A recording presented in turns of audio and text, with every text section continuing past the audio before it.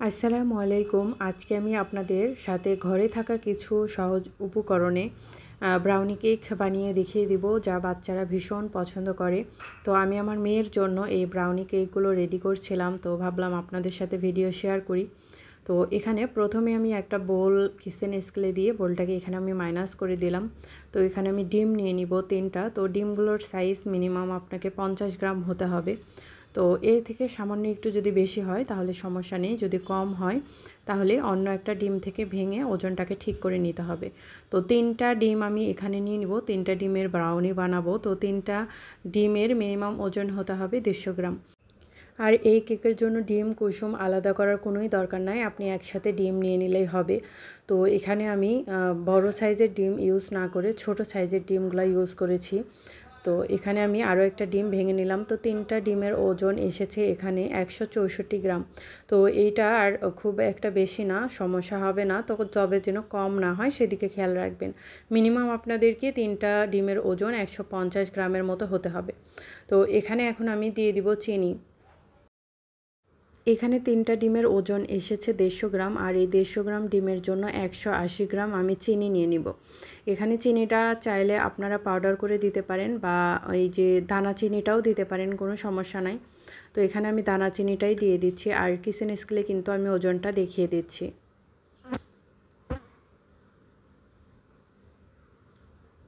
তো এখানে আমি 180 গ্রাম চিনি দিয়ে দিলাম। তো চিনিটাকে দিয়ে এখন এই চিনি এবং ডিমটাকে আমি বিটারের কাঁটা বা হ্যান্ড হুইস বা যে কোনো কিছু দিয়ে আমি ভালোভাবে দুটাকে মিশিয়ে নিব। এখানে আসলে ডিমের ফোমের কোনো দরকার নাই, চাইলে আপনারা হ্যান্ড বিটার দিয়েও আপনারা দুইটাকে মিশ্রণটাকে এক করে নিতে পারেন, অথবা আপনারা হাত দিয়ে হ্যান্ড হুইস দিয়েও কিন্তু আপনারা কাজটা সেরে নিতে পারেন। তো এই কেক রেডি করার জন্য আমি সব উপকরণগুলো আগে আমি মেপে সাইডে রেখে দিব। তো ডিম আর চিনিটাকে সাইডে রেখে দিয়ে এখানে আমি ময়দা নিয়ে নিলাম। তো এখানে আমি ময়দা নিয়ে নিব 80 গ্রাম, আর দিয়ে দিব কোকো পাউডার। তো এখানে আমি 20 গ্রাম নিয়ে নিব কোকো পাউডার। তো 1 গ্রাম 2 গ্রাম বেশি হলে কিন্তু কোনো সমস্যা নাই। তো এখানে আমি প্রেস্তো ব্র্যান্ডের যে কোকো পাউডারটা আছে আমি সেই কোকো পাউডারটা দিয়ে দিব। তো এখানে আমার ডিম গেল 150 গ্রাম, চিনি 180 গ্রাম, ময়দা 80 গ্রাম, কোকো পাউডার 20 গ্রাম। আর এখানে baking powder, baking soda, cornflour এগুলো কিন্তু কোনো কিছুই ইউজ করতে হয় না এই কেকে। শুধুমাত্র আপনার ময়দা আর কোকো পাউডার শুকনো উপকরণ হলেই হবে। আর এখানে লবণ চাইলে একটু ইউজ করতে পারেন, অপশনাল। তবে যেহেতু আমরা এখানে বাটার ইউজ করব, বাটারটা যদি সল্টেড থাকে তাহলে এখানে লবণ ইউজ করার কোনো দরকার নাই। আর যদি বাটারটা আনসল্টেড হয় তাহলে তখন আপনার এই একটু হালকা সল্ট ইউজ করতে পারেন। তো এখন এই শুকনো উপকরণটা আমি মেপে নিয়েছি, এটাকে আমি সাইডে রেখে দিব। তার আগে আমি একটু মিশিয়ে নিলাম, আর আমি সাইডে এটাকে ঢেকে রেখে দিব, কারণ কোকো পাউডার বাতাস পেলে তখন দলা পেকে যায়। আর চেলে এটাকে কেকের ভেতরে ইউজ করব। তো আমি সাইডে রেখে দিলাম। এখন আমি বাটার আর চকলেটটাকে মেপে নিব। এখানে আমি ডার্ক চকলেট নিয়েছি 150 গ্রাম, যেটা আপনাকে কিচেন স্কেলে আমি দেখিয়ে দিচ্ছি। চকলেটটাকে আমি গ্রেট করে নিয়েছি। তো এখানে আপনারা চাইলে মিল্ক চকলেটও ইউজ করতে পারেন, অথবা হোয়াইট এবং ডার্ক হাফ হাফ করে মিশিয়ে নিতে পারেন, তাহলেও কিন্তু মিল্ক চকলেট হয়ে যাবে। তো এখানে আমি চকলেট দিয়ে দিলাম 150 গ্রাম, এটা মেপে নিচ্ছি আমি। আর এখানে আমি বাটার ইউজ করব। তো এখানে আমি বাটার দিয়ে দিব 100 গ্রাম। তো এখানে বাটার ঠান্ডা হলেও সমস্যা নাই, যেহেতু আমরা ডাবল বয়লারে বাটার এবং চকলেটটাকে মেল্ট করে নিব। অথবা এই যে এই পাত্রে আমি চকলেটটাকে মেপে নিয়েছি, আলাদা কোনো পাত্রে এই বাটারটাকে মেপে নিয়ে বাটারটাকে গরম করে জাস্ট এই গরম বাটার যদি আপনারা চকলেটের মধ্যে ছেড়ে দেন তখনও কিন্তু চকলেটটা মেল্ট হয়ে যাবে। তবে আমি আপনাদেরকে খুব সহজভাবেই দেখিয়ে দিব বোঝার সুবিধার্থে। এই দুইটাকে আমি একসাথে মেপে নিয়ে নিলাম। এখন ডাবল বয়লারে এই চকলেট এবং বাটারটাকে আমি মেল্ট করে নিব। চুলায়ও আপনারা একই সাথে মেল্ট করে নিতে পারেন, তবে তাপ অনেক বেশি হলে চকলেট পুড়ে যেতে পারে। আর এই পুড়ে যাওয়ার থেকে আপনারা সতর্ক থাকার জন্য এখানে ডাবল বয়লারে করে নিতে পারেন। যারা পুরাতন বা কাজ করতে করতে অভ্যস্ত তাদের কোনো সমস্যাই হবে না, চুলাতে অল্প আঁচেই করে নিতে পারবেন। কিন্তু যারা নতুন তারা অবশ্যই ডাবল বয়লারে বাটার এবং চকলেটটাকে মেল্ট করে নিতে পারেন। তো আরেকটা কথা হচ্ছে সুবিধা যেটা সহজ, যেটা আপনি চকলেটটা মেপে নিলেন, দেন বাটারটা মেপে নিয়ে বাটারটা আপনারা গরম করে নেবেন। চুলাতেই সরাসরি গরম করে নিয়ে বাটারটা এই চকলেটের ভেতর ছেড়ে দিলে কিন্তু চকলেটটা খুবই অল্প সময়ের মধ্যে মেল্ট হয়ে যায়। আর এই যে ডাবল বয়লারে করলে একটু সময়টা বেশি লাগে।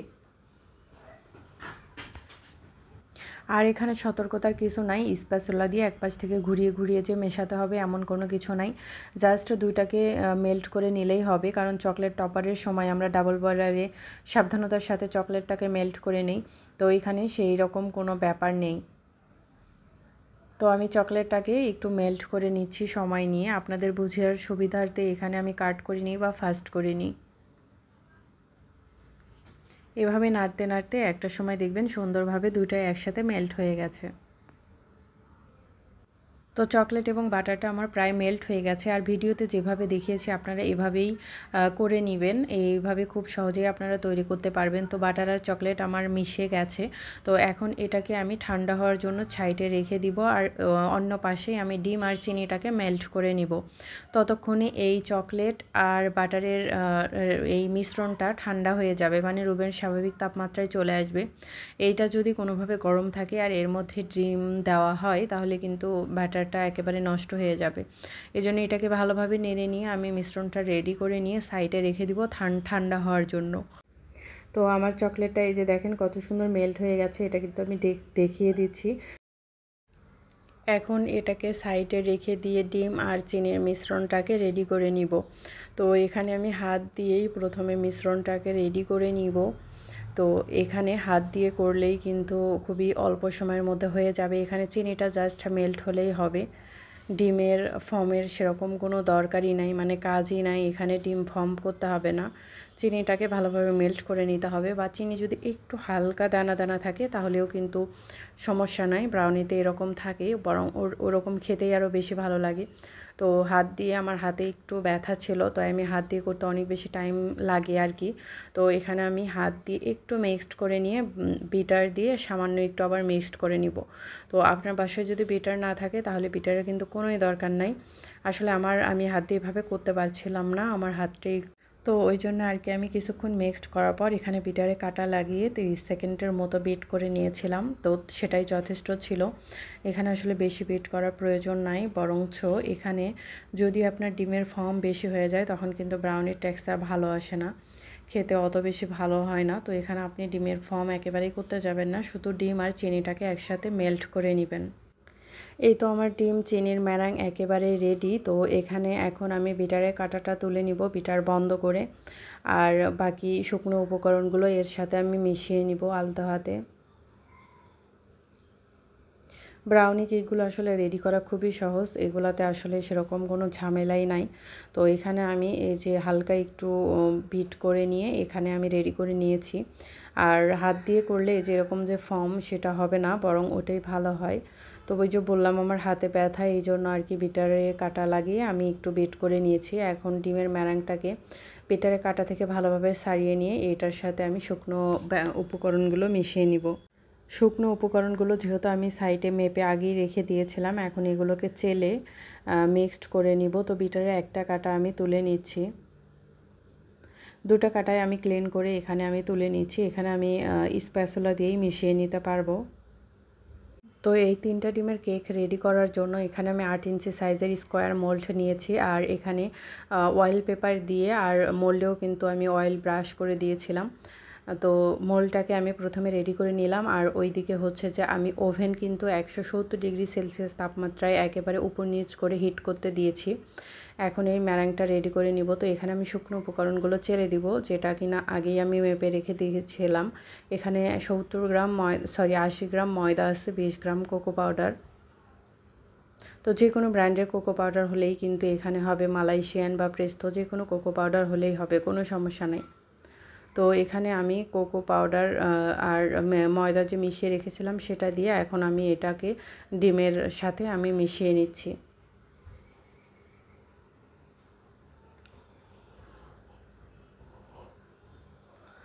স্পঞ্জ কেকে যেমন আমরা সাবধানতার সাথে মিশাই, এখানে কিন্তু সেরকম সাবধানতার কোনো ব্যাপার নাই। চাইলে বিটারের একটা কাঁটা দিয়েও কিন্তু এই শুকনো উপকরণগুলো মেশাতে পারেন। তো এই যে শুকনো উপকরণগুলো মেশানোর সময় আমার মেয়ে হাত দিয়ে দিচ্ছে। আসলে ওর জন্যই এই কেকটা আমি রেডি করছিলাম। ওর ভীষণ পছন্দ এই ব্রাউনি কেক। তো ও একটু আমাকে মিশিয়ে দিচ্ছিল। আর এখানে যেহেতু স্পঞ্জ কেকের মতো এত সাবধানতার সাথে করার কিছুই নাই, তাই আমিও ওকে আর না করি নাই, ও আমার সাথে করছিল, মিক্সড করছিল। তো এখানে আমি ব্রাউনি 2-3 ধাপে আর কি মিশিয়ে নিচ্ছিলাম।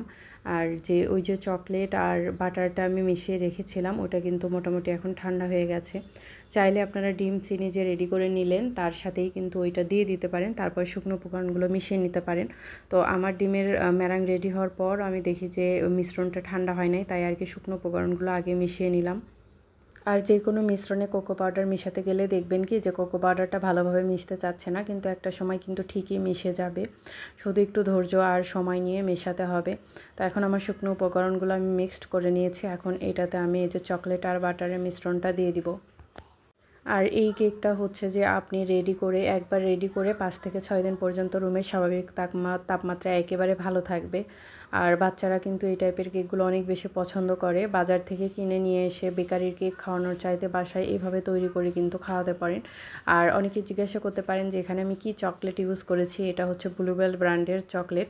তো চাইলে আপনারা হচ্ছে যে কোনো ব্র্যান্ডের চকলেটই কিন্তু এখানে ইউজ করতে পারেন, বা ডার্ক চকলেট ইউজ না করে এখানে মিল্ক কম্পাউন্ড যেটা মিল্ক চকলেট সেটাও কিন্তু আপনারা ইউজ করতে পারেন, বা হোয়াইট চকলেটটাও ইউজ করতে পারেন। তবে এখানে হোয়াইট চকলেট যদি ইউজ করেন সেখানে কোকো পাউডার কিন্তু আর ইউজ করার দরকার হবে না, শুধু ময়দার পরিমাণটা বাড়িয়ে 100 গ্রাম করে দিবেন। তো এটাকে সুন্দর করে আমি ভালোভাবে মিক্সড করে নিব। মিক্সড করে নিয়ে আমি মোল্ডে ঢেলে দিয়ে ওভেনে বেক করতে দিব। 170 ডিগ্রি সেলসিয়াস তাপমাত্রায় ওভেনের নিচ তাকে আমি বেক করতে দিব। তো আপনার যদি ওভেনটা বড় হয় তাহলে কিন্তু ওভেনের মাঝখানে তাকে দিয়ে দিলেই হবে। তো আমার ওভেন যেহেতু 36 লিটার, তো এখানে ওভেন বা পাউন্ড কেক সব কিছু আমি নিচ তাকেই বেক করি। স্পঞ্জ কেকও নিচ তাকেই বেক করি।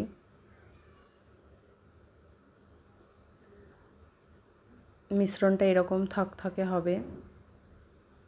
যেহেতু চকলেট আছে, বাটার আছে, একটু আঠালো টাইপের হবে। তো এতে কিন্তু কোনো সমস্যা নাই বা ভয় পাওয়ার কিছু নাই। আর এই কেকটা ডিমল্ট করার জন্য অবশ্যই ওভেন থেকে বের করে আপনাকে ভালোভাবে ঠান্ডা করে নিতে হবে, তারপরে ডিমল্ট করতে হবে। গরম অবস্থায় ডিমল্ট করতে গেলে কিন্তু এই কেকটা ভেঙে যায়। বাড়ির চারপাশ থেকে ছেড়িয়ে নিয়ে আমি আবারও কেকের ব্যাটার মাঝখানের দিকে দিয়ে একটু ভালোভাবে মিক্সড করে নিচ্ছিলাম। আর এখানে আপনি চাইলে কিন্তু এসেন্স ইউজ করতে পারেন, ভ্যানিলা এসেন্স। তো এখন এখানে আসলে এসেন্স ইউজ করার কোনো দরকারই হয় না। এত পরিমাণ চকলেট থাকে চকলেটি কেক যে এখানে আপনার ডিমের গন্ধ বা কোনো স্মেল কোনোটাই আপনি পাবেন না। তো এখানে এসেন্সটা চাইলে ইউজ করতে পারেন, ভ্যানিলা এসেন্সটা ইউজ করতে পারেন।